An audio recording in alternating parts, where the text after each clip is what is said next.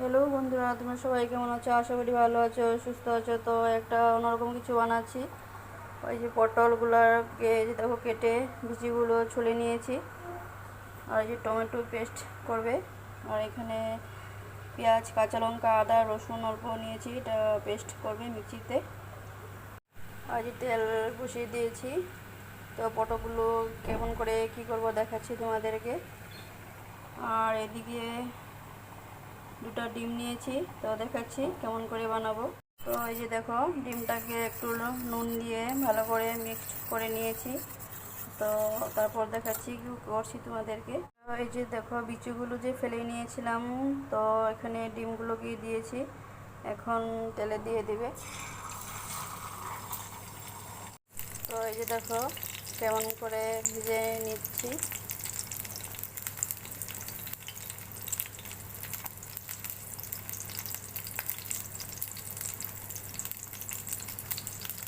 এই যে দেখো, মশলাতে যা যা লাগে, লবণ, হলদি, জিরা গুঁড়ো, একটু কালারের জন্য শিমলা মরিচ, কাশ্মীরি মরিচের গুঁড়ো দিয়েছি, আর একটু ধনিয়া গুঁড়ো দিয়েছি। আর তেলটাও গরম হয়ে গিয়েছে, তো এখন দিয়ে দিচ্ছি।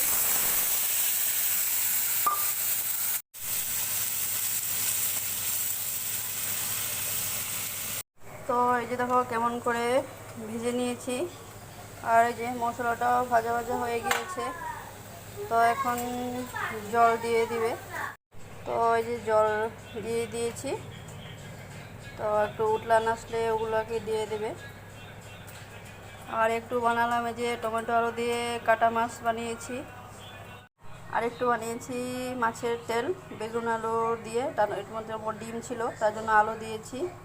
তো আজকে দুপুরের রেসিপিটা ঘরে খাওয়ার।